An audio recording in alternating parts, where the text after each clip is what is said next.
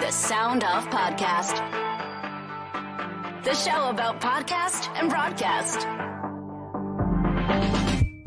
Starts now. How long has it been since you've been on this show? Has it really been 3 years? Yeah. I think it's been 3 years. I'm not trying to offend anyone. I just feel like time is just moving by so quickly. It's good because nothing's happened in 3 years. Exactly. Well, one of the things that happened with you is you took a position at NYU, and it's all about the business of podcast. And it's a one-of-a-kind course offered only in North America. Tell me about it. Not only did they offer it, we made it. We started it from scratch. It's never been done before. There are many courses on how to make a podcast. You know, you put the microphone into the Mac and you get the software and blah, blah, blah. That is not what this is about. This is about the ecosystem, and it's very NYU. They have business courses on the music side. They have the Stern School of Business and Tisch. And so this fit in kind of nicely with the sort of things that they do. And we developed it out and we debuted it in the fall. We'll do it again this coming fall. And we had a lot of great guest speakers. We had a lot of good content, and it was a very popular offering. One of the things I found interesting is that it resides in the music and performance side of the university and not necessarily over in the business side.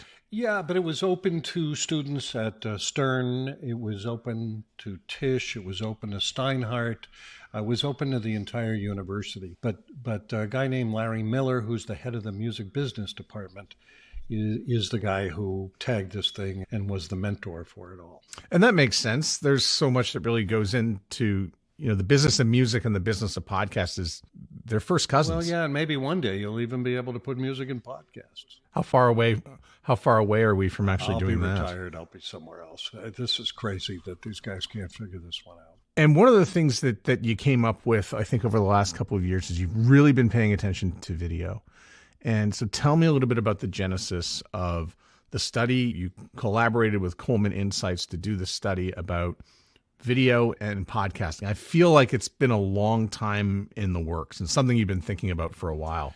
Yeah, we sort of cooked this one up. It's a year and a half now where we were talking about ideas, what could be done that would be significant research in the marketplace. There was no question on my end that the big issue was YouTube, and there was a lot of resistance in the podcast space. There still is, less so than before. There were people who didn't believe the data that was coming out elsewhere. I mean, I saw reports from Pierre Bouvard and Westwood and Signal Hill, and they were showing this rise of YouTube, but nobody had done a full-on study with the impact of YouTube and podcasting sort of merged together. And so that's what Jay Nachlis and I put together along with Scott Musgrave at Coleman Insights. And it was pretty revelatory. I mean, there have been other studies since then which sort of reinforce everything that we talked about, but we had a packed crowd because there were a lot of people who were wondering, all right, I'm hearing about YouTube. What am I going to do about it? So Jeff Vidler at Signal Hill Insights was one of the first. He would come out with a study and it would say, oh, the discoveries through YouTube. And he would get a lot of pushback. I was one of the ones who said, you know, Jeff, that's YouTube and that's not an RSS feed. And maybe you should throw that out. But I guess a good researcher doesn't throw that out. And it's just really reflecting what people are telling him. And it was showing up elsewhere. I mean, Edison was seeing this thing. Pierre and I had conversations. I mean, he was tracking YouTube 4 years ago when it really wasn't as big a factor. And of course now it is. But look, it has to be in the consideration set because the audience is always right. Yeah. So this really comes down to what the audience is, how they're behaving, what they're saying, and where they're truly getting it from. So then you go and put together the study to go and quiz people. So give me a little bit of background about the people you recruited for it and the questions that you asked them. Well, most of the questions were pretty basic. I mean, we were interested in two phases of this. One, how were people listening to podcasts? So that included Apple and Spotify and anything and everything else. And then we did a deep dive into, okay, if you're using YouTube for podcasts, how is it going? And we even did a face-off with Spotify and Apple just to see what the preferences were. There was a lot of data in there that sort of surprised us, certainly surprised me, I think maybe one of the biggest findings is that 72% of people were already using more than one podcast app. I thought this was sort of a binary thing. Way wrong on that issue. People are shifting back and forth depending on what they are doing. That was reinforced, by the way, by my NYU class. So you're talking about 20-year-olds, and they are surfing content and they expect it to be on multiple platforms. So that was a really good and important reinforcement of the fact that people already made the decision. I do not need one podcast app. I need to find content wherever I happen to be at that moment. I know you'll find it surprising, but people do indeed like to watch two bald people talk to each other about podcasting. But I actually do get my hair done. I know that surprises a lot of people, but the person who was doing my hair, I said, "Do you like podcasts?" He said, "Yes." And I said, "Well, where do you consume podcasts?" "On YouTube." I said, "Well, what do you like?" "And Dak Shepard." I said, "Well, but you can just get it here on Spotify. So why are you wasting your time with your eyes on YouTube?" And I mean, he's the one with a razor. I think I had to cut the conversation off at that point, but people are going to consume it the way they want. People are going to consume it the way they want. And that is also nuanced. So people aren't just either watching or listening to a podcast. They're doing both. I talked in the past about my science projects. I have a 34-year-old, a 32-year-old, and a 25-year-old. And they do consume media a little bit differently, but way differently than, maybe me. But I think about what they do. And the 25-year-old is living in New York City. So he is using YouTube. He's also using Spotify, but he will pull up the video to see who it is that they're talking to, but he is walking on the streets of New York, and so he's not watching the video in that same real time, but he's using it as a tool. One of the things that happens with radio research over the years, because the questions and the answers would come back. People would go, "Well, why is it like that?" And I said, "Well, because you asked the question wrong, but you did one thing really right, and you asked the question properly to people. And it wasn't where do you listen to podcasts, but you were very conscious about using the word consume in order to get people to think and get into that mind space about podcasts." Yeah, we wrestled with that. I think we came up with a good answer. Maybe there are better answers. I don't know. But we certainly needed to move past the word to listen. I like that. But I think a lot of people, I mean, if you said listen, you'd probably get a lower YouTube number. Probably. I don't know. We didn't make that mistake. Well, thank you. I mean, podcasts are really about consumption. So I'll take it one step further and just think, maybe our measuring in the future isn't going to be about listens. It's going to be about consumption, and consumption is going to be the number that, we'll measure against, and it won't be downloads. So let's pause there for a sec, because I think this is really important. And if you get out of the podcast space and you go to TV, you see that that's already happened in a big and significant way. If you're linear TV, you're getting destroyed, by the way. I mean, who's watching the 6 and 10 o'clock news, and who's watching primetime TV? They're certainly not watching it in real time. And so NBC, interestingly, has been pushing hard at this universal measurement. So they're taking and aggregating their over-the-air, their mobile app, they're streaming on Peacock, they're streaming on other platforms, and they are coming up, and this will not surprise you, they're using AI to derive the number of an unduplicated audience being consumed on multiple platforms. I mean, I think about Saturday Night Live. It has maybe 3 to 4 million people who watch the show, but it has way millions more who are watching the clips on YouTube. And of course, they're being compensated for that. But that's viewership, and that is measured viewership. And again, there's dollars associated with it. I think podcasters need to sort of visualize where all of that is going. I don't care whether they watch or listen to the podcast. I want them to enjoy the podcast. And it's our job to figure out how to monetize that. On Recall, a lot of people are saying that they are part of a media experience. So I'll ask somebody, "Did you watch the Winnipeg Jets game?" I said, "No, I just get notifications on my phone when the goal goes in." That's still part of the experience. I would like to say that I listened to the Calm Down podcast with Aaron Andrews, Clarissa Thompson, but the truth is I'm just watching the clips and I feel like I'm up to date on what they were talking about. Did you see SNL on the weekend? Of course I did, but I really just watched the TikTok. You watch the cold open and you watch the news, and maybe there was a great bit in there that sort of surfaced up. Yeah, look, this is a problem. I mean, by the way, late night TV has the same problem. I mean, Stephen Colbert, nobody's watching that show, but everybody's watching the clips. That is the way it is on YouTube Shorts. That's the way it is on TikTok. I know that producers do not love this. I totally understand that they would prefer that you experience the entire show, and most people still do. But what freaked me out is on TikTok and YouTube Shorts, people are watching clips of TV shows. And I'm talking about old-time TV shows. They're just watching a segment of Seinfeld.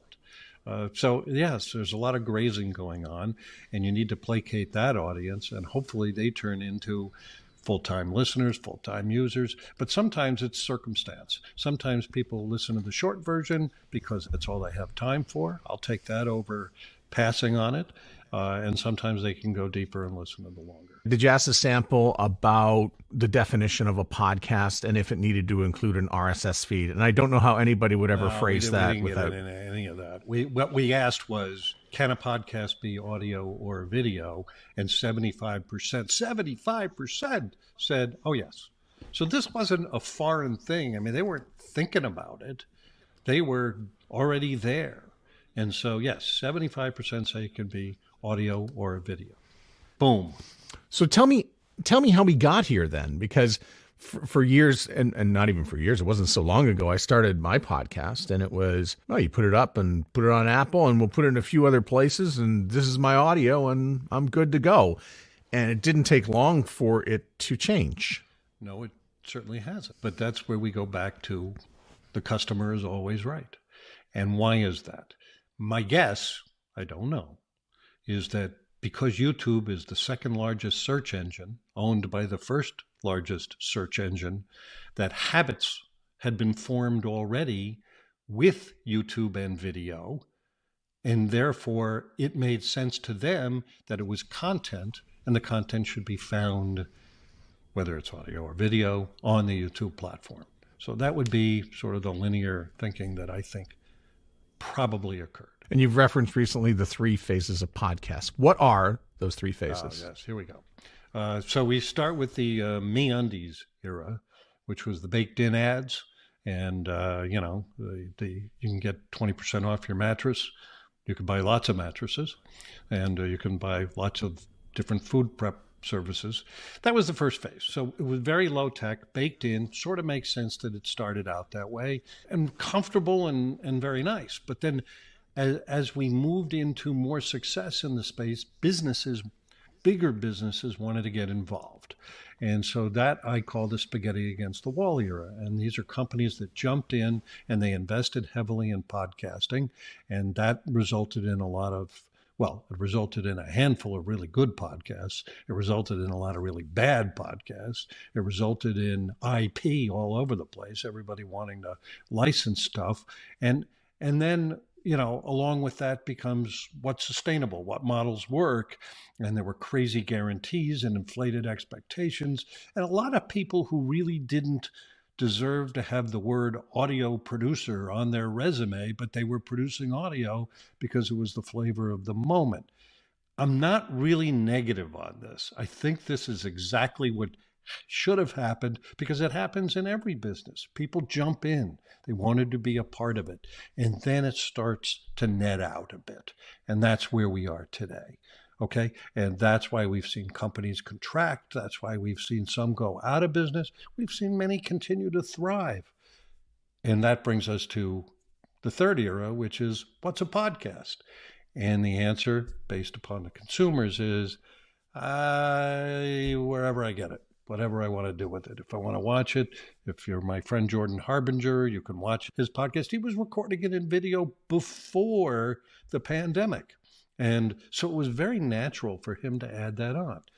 For others, it won't be so natural. I mean, I think about the top podcast, The Daily from the New York Times. Millions and millions of people listen to The Daily.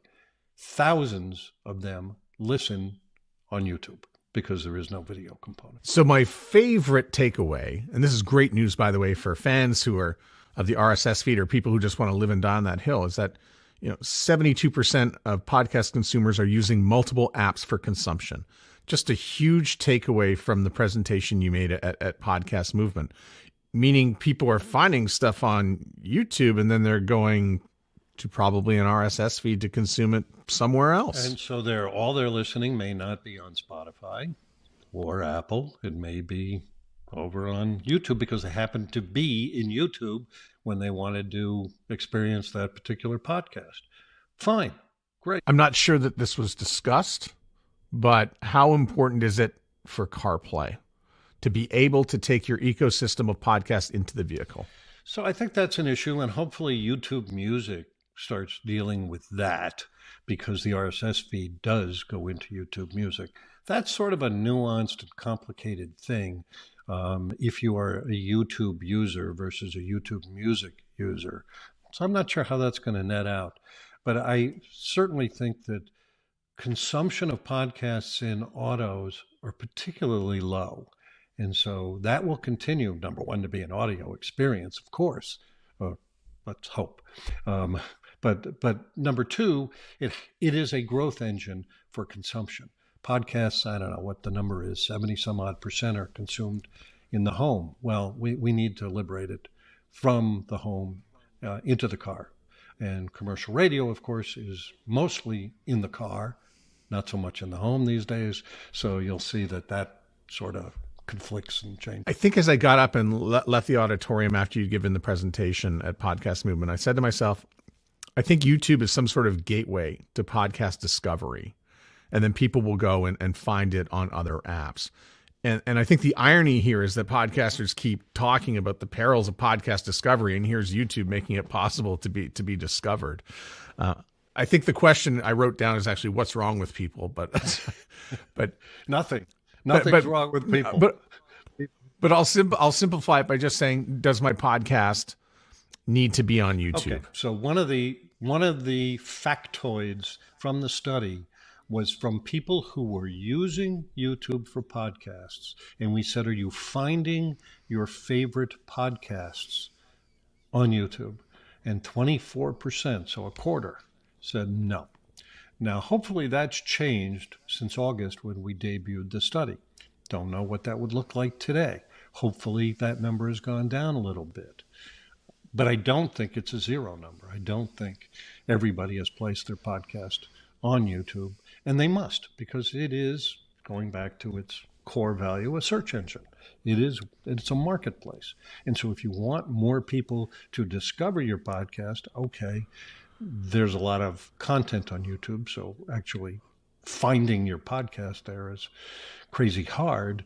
But it's essential because if it's on a topic that's of interest to somebody, your podcast is on automobiles. Yes, there's plenty of videos on automobiles, but wouldn't it be great if your podcast about cars also shows up? And here we are with apps disappearing.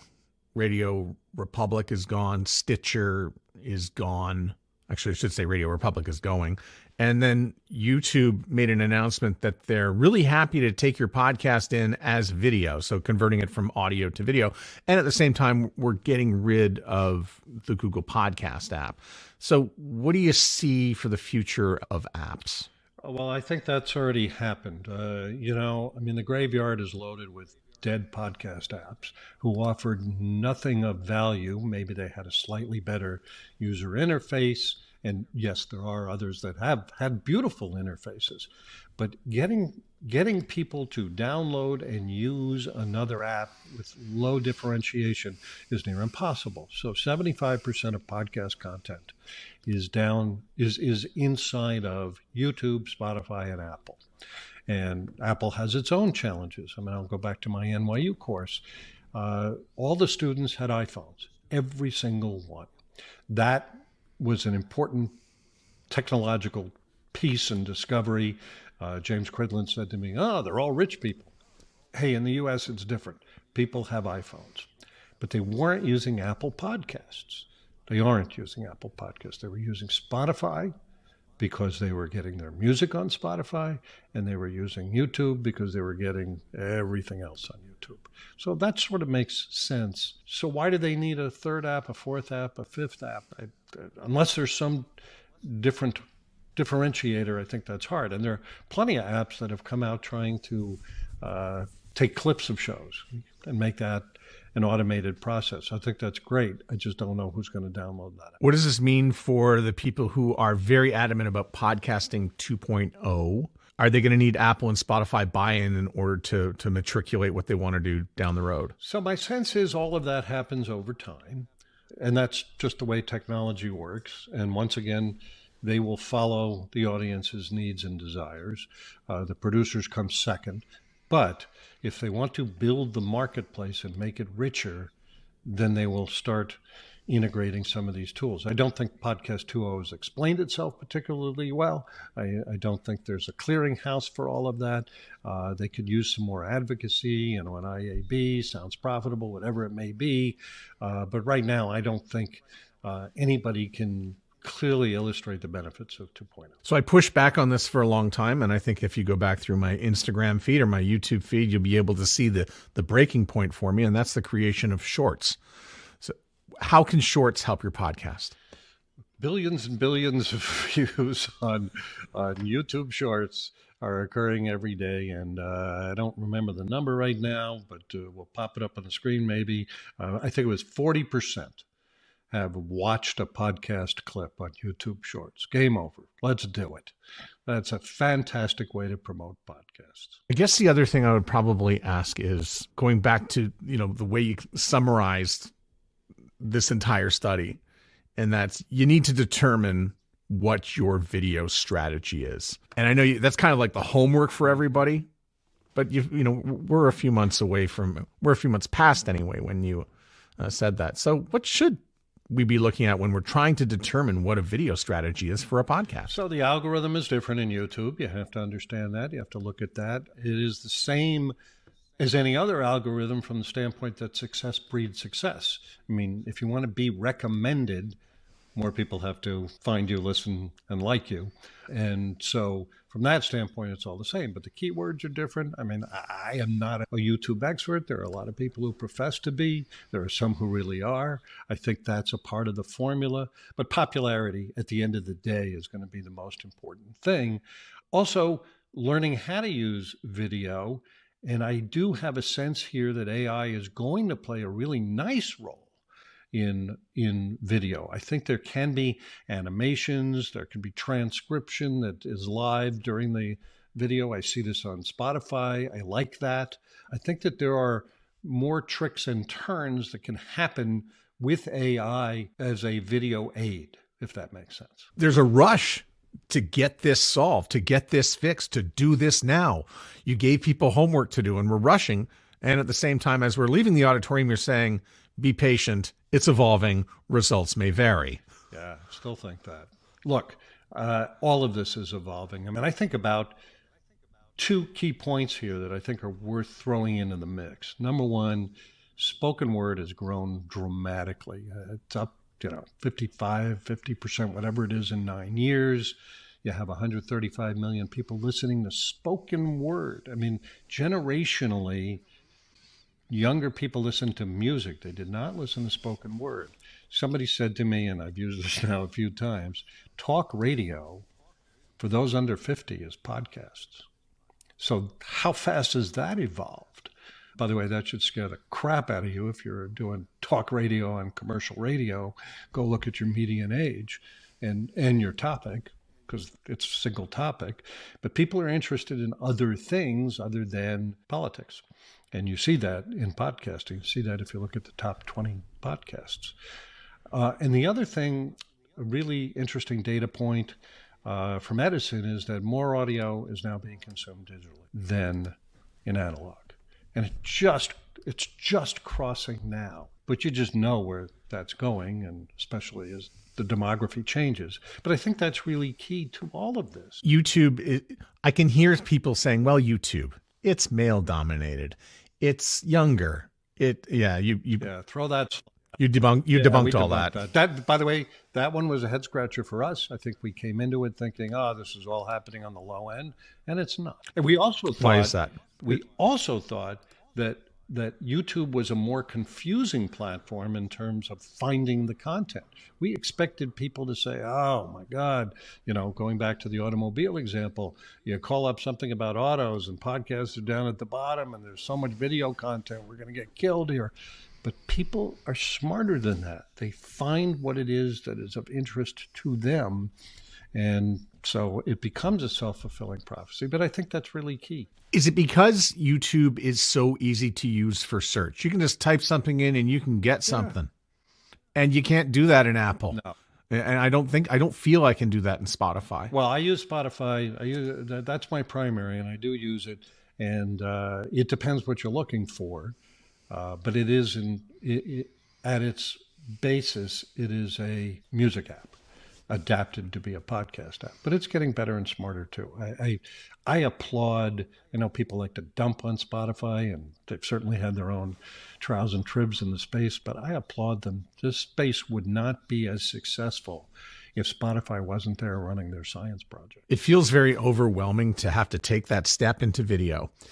If somebody is listening to this today because they're thinking about making the jump into video and they're really audio only, what's the first or second steps that you can tell them to do to maybe take a step into video, to dip their foot into the shallow end? So I'll go back to the notion that it doesn't need to be video and it doesn't need to be a Hollywood production. You don't need Klieg lights. We know that. We see this on YouTube Shorts. We see this on TikTok. We see this on Instagram. And by the way, there are people who are really smart about how they use all of their low-key tools to make things more authentic and natural. I think that's going to work fine for many podcasters. But then you have narrative podcasts. They're more complex. They're just not going to lend itself to video, and they don't have to. But some good titling, maybe a little animation that runs, as people are listening to the podcast, just something to make it more attractive.